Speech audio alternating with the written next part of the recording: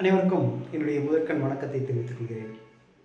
IUML தோழர்களுக்கு என்னுடைய பணிவான வணக்கத்தை தெரிவித்துக் கொண்டு இந்த உரையை நான் ஆரம்பிக்கிறேன்.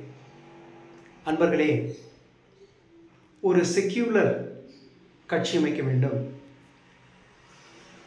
மத்தியில் இருக்கக்கூடிய பிஜேபியுடைய ஒரு நிலைப்பாட்டுக்கு நாம் வராமல் நாம் தப்பிக்க வேண்டும், ஸ்டேட் அட்டானமி இருக்க வேண்டும் என்கின்ற கொள்கையோடு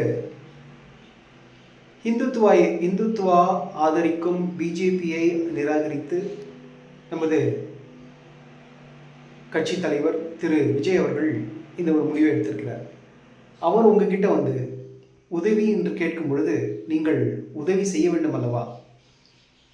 உங்களுக்கு தெரியும், கவர்னர் ஆட்சி வந்தால் உங்களுடைய நிலை என்ன, ஒவ்வொரு தமிழனுடைய நிலை என்ன என்பது தெரிந்துமா நீங்கள் இந்த வேடிக்கையை பார்த்து கொண்டிருக்கிறீர்கள்?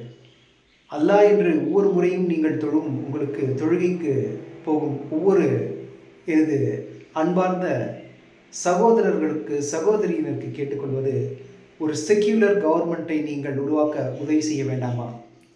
கைகளை கட்டி வாயை பொத்தி நீங்கள் மட்டும் புறமுதுகு காட்டி நமது விஜய் அண்ணாவை வெளியில் நிற்க வைத்து வேடிக்கை பார்ப்பது நியாயமா? சற்று நிதானமாக யோசித்து பாருங்கள். நபிகள் அன்று சொன்னது என்ன?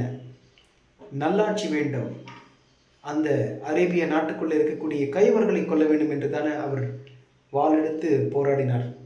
அப்படி இருக்கக்கூடிய நபிகள் நாயகத்தை நமது நாயகமாக நாம் மனதிலே வெற்றி வகையோடு சூடி நமது அண்ணா விஜய் அவர்களுக்கு நாம் சப்போர்ட் செய்யலாம் அல்லவா? சிந்தித்து பாருங்கள் நண்பர்களே. கவர்னர் ஆட்சி உங்களுக்கு வேண்டாம், அது உங்களுக்கு பாதகமாக அமையும். நன்றி, வணக்கம்.